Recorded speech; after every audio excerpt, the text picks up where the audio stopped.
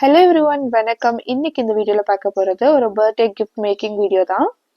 இந்த கஸ்டமர் கேட்டது மினிமலிஸ்டிக்கா லைட் எஃபெக்ட்ஸோட எனக்கு ஒரு பர்த்டே கிஃப்ட் மேக் பண்ணி கொடுங்கன்னு சொல்லி கேட்டிருந்தாங்க. இது வந்து கஸ்டமைசபிள் தான், அவங்களே கஸ்டமைஸ் பண்ணியிருந்தாங்க. ஸோ அவங்க கேட்டது மாதிரி இந்த ஃப்ரேம் வந்து மேக் பண்ணியிருக்கேன். இந்த ஃப்ரேமை எப்படி மேக் பண்றதுன்னு பார்க்கலாம் வாங்க.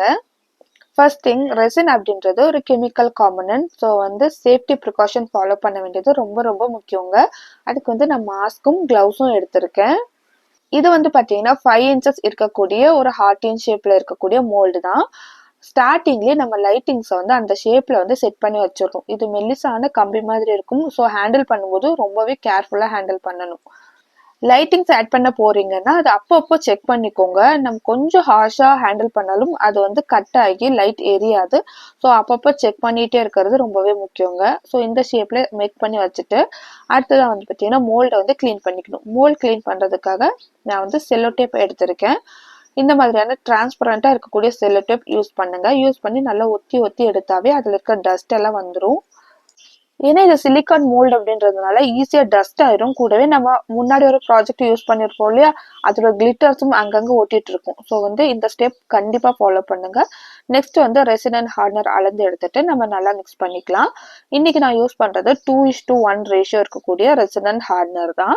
ரெசினும் ஹார்ட்னரையும் நம்ம நல்லா மிக்ஸ் பண்ணிட்டு ஒர்க் பண்ணாதாங்க அதோட அவுட்புட் கரெக்டா இருக்கும். அந்த பாட்டில என்ன இன்ஸ்ட்ரக்ஷன் கொடுத்துருக்காங்களோ அது கண்டிப்பா அப்படியே ஃபாலோ பண்ணுங்க. ஒரு 5 மினிட்ஸ்னா கரெக்டாக ஃபோனில் பார்த்துட்டு 5 மினிட்ஸ் மிக்ஸ் பண்ணுங்க.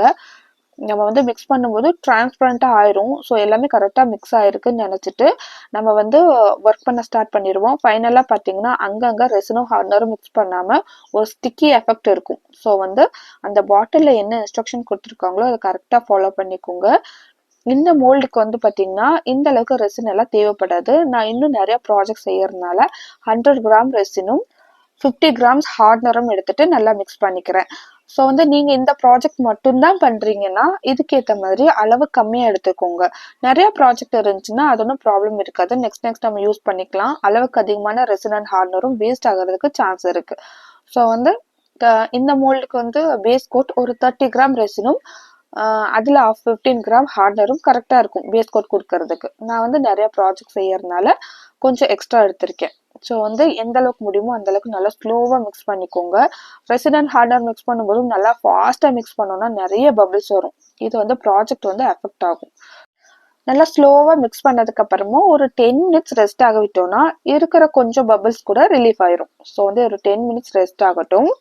இந்த கஸ்டமர் வந்து பிரிண்டர்ஸ் ஆப் மூலியமா தான் மாடல் செலக்ட் பண்ணியிருந்தாங்க.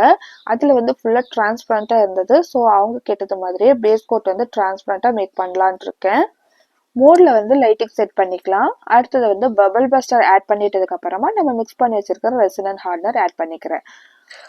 இதில் வந்து அவங்க டிரான்ஸ்பரண்ட்டாக கேட்டதுனால கொஞ்சமாக கோல்ட் ஃப்ளேக்ஸ் வந்து அதில் இருந்துச்சு. ஸோ வந்து இந்த மாதிரியான பாட்டிலில் கோல்ட் ஃப்ளேக்ஸ் வந்து அவைலபிளாக இருக்குது. ஸோ இதில் வந்து கொஞ்சம் போல் எடுத்துட்டு நம்ம நல்லா மிக்ஸ் பண்ணி எல்லா பக்கமும் ஸ்ப்ரெட் பண்ணி விட்டுறலாம். இது வந்து பார்த்தீங்கன்னா நல்லா ஒரு டிரான்ஸ்பரண்டான மாடல். இதுலேயே நம்ம கலர்ஸ் கூட ஆட் பண்ணிக்கலாம். இந்த லைட்டிங்ஸ் ஆட் பண்ணிட்டீங்கன்னா அடிக்கடி வந்து செக் பண்ணிக்கோங்க. சம்டைம்ஸ் என்ன ஆகும்னு வந்து பார்த்தீங்கன்னா லைட்டாக மேலே எழுந்திரிச்சு வந்துடும். ஸோ அந்த மாதிரி இல்லாமல் அடிக்கடி செக் பண்ணி நல்லா உள்ளே டிப் பண்ணிகிட்டே இருந்தீங்கன்னா அந்த பேஸ் கோட்லேயே நல்லா செட் ஆயிரும். ஸோ எல்லா பக்கமும் படுறது மாதிரி நல்லா ஸ்ப்ரெட் பண்ணி விட்டதுக்கு அப்புறமா இது கம்ப்ளீட்டாக ட்ரை ஆக விட்டுடலாம்.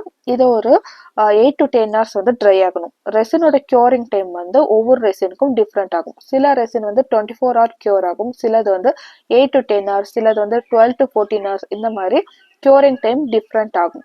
ஸோ வந்து அதுக்கேற்ற மாதிரி நல்லா க்யூர் ஆனதுக்கு அப்புறமா செகண்ட் கோட்டிங் கொடுத்துடலாம். செகண்ட் கோட்டிங் கொடுக்கறதுக்காக நான் ரெசின் அண்ட் ஹார்ட்னர் மிக்ஸ் பண்ணிக்கிறேங்க. ஒரு 10 hours நல்லா க்யூர் ஆயிடுச்சு. அதுக்கப்புறமா தான் நான் செகண்ட் கோட்டிங் கொடுக்க போகிறேன். இதுலேயும் நான் ஆல்ரெடி சொன்னது போல் நிறைய ப்ராஜெக்ட் மேக் பண்ணுறதுனால நான் ரெசின் அண்ட் ஹார்ட்னர் அதிகமாக எடுத்திருக்கேன். உங்களுக்கு அந்த ப்ராஜெக்ட்க்கு எவ்வளோ தேவையோ அதுக்கு ஏற்ற மாதிரி ரெசின் அண்ட் ஹார்ட்னர் அளந்து எடுத்துக்கோங்க. 2:1 ரேஷியோ அப்படின்னா இப்போ 100 கிராம் ரெசின்னா 50 கிராம் ஹார்ட்னர், இதுதான் 2:1 ரேஷியோ.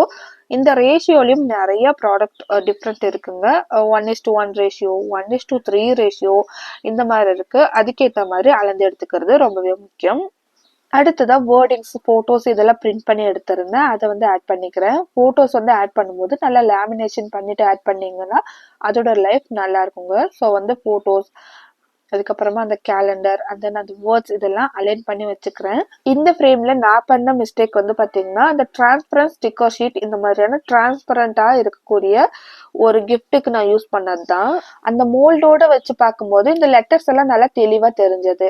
ஆனா இந்த மோல்டை வச்சு எடுத்ததுக்கு அப்புறமா இந்த லெட்டர்ஸ் அந்த அளவுக்கு விசிபிளா தெரியல. இதுக்கு பதிலா நம்ம போட்டோ ஷீட் யூஸ் பண்ணியிருந்தோம்னா ரொம்பவே நல்லா தெரிஞ்சிருக்கும்னு இப்ப தோணுதுங்க. பட் கஸ்டமர் கேட்ட மாடலும் இதே மாதிரி தான் இருந்ததுனால அவங்க வந்து இது பெருசா ஒன்றும் கண்டுக்கல. பட் வந்து நம்ம மேக் பண்ணும்போது மிஸ்டேக் இல்லாம மேக் பண்ண வேண்டியது ரொம்பவே முக்கியம் இல்லையா? ஸோ வந்து இந்த மாதிரியான ஸ்டிக்கர் ஷீட் யூஸ் பண்ணாம போட்டோ ஷீட்டே இந்த வேர்டிங்ஸ்க்கும் இந்த மாதிரியான கேலண்டர் எல்லாமே ஸ்டிக்கர் ஷீட்லயே யூஸ் பண்ணோம்னா லுக் வந்து நல்லா இருக்கும்னு தோணுச்சு. அடுத்ததா போட்டோஸ் எல்லாம் நல்லா ஸ்டிக் பண்ணிட்டு கொஞ்சம் போல ட்ரை ஃப்ளவர் ஆட் பண்ணிட்டு இந்த ஸ்டிக்கர் ஷீட்டை எங்கெல்லாம் ஸ்டிக் பண்ணுமோ அந்த இடத்துல எல்லாம் கரெக்டா ஸ்டிக் பண்ணிக்கிறேங்க. நம்ம வந்து ஒரு மிஸ்டேக் மூலியமா தான் கத்துக்கிறோம் அப்படின்றது கரெக்ட் தாங்க. இந்த ரெசின் ஆர்ட்ல வந்து ஸ்டார்டிங் ஸ்டேஜஸ்ல நிறைய மிஸ்டேக் பண்ணுவோம். ஆனா நெக்ஸ்ட் ப்ராஜெக்டோட அவுட்புட் கரெக்டா வரும்போது நமக்கே ரொம்ப ஹாப்பியா இருக்கும். இதுல பார்த்தாவே உங்களுக்கு தெரியும் அந்த லெட்டர்ஸ் எல்லாம் அந்த அளவு விசிபிளா தெரியல. பட் லைட்ஸ் ஆன் பண்ணா நல்லாவே தெரியுது. ஸோ கஸ்டமரும் ஹாப்பி தான். ஆனா எனக்கு வந்து அந்த கேலண்டருக்கு பதிலாக போட்டோ ஷீட்லயே கேலண்டர் எடுத்து ஸ்டிக் பண்ணியிருந்தோன்னா ரொம்பவே நல்லா இருந்திருக்குமோன்னு தோணுச்சு. ஸோ எல்லாமே கரெக்டாக அலைன் பண்ணிட்டதுக்கு அப்புறமா அகைன் வந்து பபிள் பஸ்டர் கொடுத்துட்டு டாப் கோட்டிங் கொடுத்துட்றேன். பபிள் பஸ்டர் கண்டிப்பாக யூஸ் பண்ணுங்க. ஏன்னா ஒரு ஃப்ரேம்ல வந்து அந்த பபிள்ஸ் அதிகமாக இருந்துச்சுன்னா அது நல்லாவே தெரியாது. நம்ம எவ்வளோதான் கேர்ஃபுல்லாக இருந்தாலும் அங்கங்கே 1-2 பபிள்ஸ் இருக்கும். அதெல்லாம் ரிமூவ் பண்ணணும்னா கண்டிப்பாக இந்த பபிள் பஸ்டரோ இல்லை ப்ளோ டார்ச்சோ யூஸ் பண்ண வேண்டியது ரொம்பவே முக்கியம். ஸோ அந்த மாதிரி ஹார்ட் அண்ட் ஷேப்பில் இருக்கிற ஸ்டிக்கர், ஃப்ளார் ஷேப்பில் இருக்கிற ஸ்டிக்கர் இது எல்லாமே மார்க்கெட்டில் அவைலபிளாக இருக்குது. நம்ம வந்து அந்த டிரான்ஸ்பரண்ட் ஸ்டிக்கர் ஷீட் வந்து பிரிண்ட் எடுக்கும்போது நிறைய ஸ்பேஸ் இருந்துச்சுன்னா அதில் வந்து இந்த மாதிரியான ஃப்ளார்ஸ், பட்டர்ஃப்ளை, அந்த ஹார்ட் அண்ட் ஷேப்பில் இருக்கக்கூடிய ஸ்டிக்கர்ஸ் இதெல்லாம் பிரிண்ட் பண்ணி வச்சுக்கிட்டோன்னா அடுத்தடுத்த ப்ராஜெக்ட்க்கு ரொம்பவே யூஸ்ஃபுல்லாக இருக்கும். ஸோ அடுத்ததாக டாப் கோட்டிங் கொடுத்துட்டு இதையுமே கம்ப்ளீட்டாக க்யூர் ஆக விட்டுறேன். ஸோ டாப் கோட்டிங் கொடுத்ததுக்கு அப்புறமா கண்டிப்பா நீங்க வந்து நல்லா க்யூர் ஆகிறதுக்கு டைம் கொடுக்கணும். இது வந்து நல்லா க்யூர் ஆனாதான் ஸ்டிக்கினஸ் இல்லாம ரொம்பவே அழகா அவுட்புட் கரெக்டா வரும்.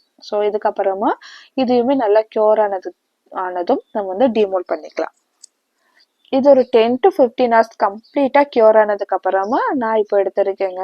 எந்த அளவுக்கு பர்ஃபெக்டா செட் ஆயிருக்கு பாத்தீங்களா? அந்த டைமுக்கு முன்னாடி நீங்க டச் பண்ணீங்கன்னா கூட உங்களோட கை ரேகை அப்படியே விழுந்துரும். ஸோ வந்து அந்த பாட்டிலில் என்ன டைமிங் கொடுத்துருக்காங்களோ அதை விட ஒரு 2 to 3 hours எக்ஸ்ட்ரா விட்டாலும் ஒன்றும் ப்ராப்ளம் கிடையாது. அதுக்கப்புறமா நம்ம வந்து அன்மோல்ட் பண்ணிக்கலாம். ஸோ ஃபைனலாக ப்ராடக்ட் வந்து ரெடி ஆயிடுச்சுங்க. நான் ஆல்ரெடி சொன்னது மாதிரி தான் அந்த ஸ்டிக்கர் ஷீட் மட்டும் நம்ம வந்து ஃபோட்டோ ஷீட்டாக யூஸ் பண்ணியிருந்தோம்னா ரொம்பவே அழகாக இருந்திருக்கும்னு தோணுச்சு. ஆனால் இந்த லைட்டிங்ஸில் வச்சு பார்க்கும்போது கரெக்டாக இருக்கிற மாதிரி தான் இருக்குது. ஸோ அந்த கஸ்டமரும் ரொம்பவே நல்லா இருக்கு, ஹாப்பி அப்படின்ற மாதிரி தான் சொல்லியிருந்தாங்க. பட் எனக்கு தான் மனசு கொஞ்சம் கேட்கல. அதுக்கு வந்து அந்த ஸ்டிக்கர் ஷீட்டும் இந்த ஹாப்பி பர்த்டே அப்படின்ற அந்த வேர்டும் கொஞ்சம் தெளிவா நம்ம போட்டோ ஷீட்ல பிரிண்ட் எடுத்திருந்தோம்னா அழகா இருந்திருக்குமோன்னு தோணுச்சு. ஃபைனலா இந்த கிஃப்ட் இப்படி தாங்க இருக்கு. இது ஃபுல் அண்ட் ஃபுல் கஸ்டமைஸ் பண்ணி கூட நீங்க மேக் பண்ணிக்கலாம். கஸ்டமைஸ்ட் கிஃப்ட் வந்து அவைலபிள். நீங்க வந்து உங்களோட வெட்டிங் கார்லண்ட் வந்து நல்லா சேஃப்டியா வச்சிருக்கீங்கன்னா அதையும் ப்ரிசர்வ் பண்ணிக்கலாம். பேபி டீடைல்ஸ் ப்ரிசர்வேஷன் இது எல்லாமே அவைலபிள் தாங்க. பிரஸ்ட் மில்க் ப்ரிசர்வேஷன் கூட பண்ணி கொடுத்துட்டு இருக்கோம். ஃபர்தர் டீடைலுக்கு ஸ்க்ரீன்ல தெரியுற வாட்ஸ்அப் நம்பருக்கு கான்டாக்ட் பண்ணுங்க. இந்த வீடியோ கண்டிப்பா உங்களுக்கு பிடிச்சிருக்கும்னு நான் நம்புறேன். நெக்ஸ்ட் ஒரு இன்ட்ரெஸ்டிங்கான வீடியோவில் சந்திக்கலாம். அது வரைக்கும் பாய் ஃப்ரெண்ட்ஸ்.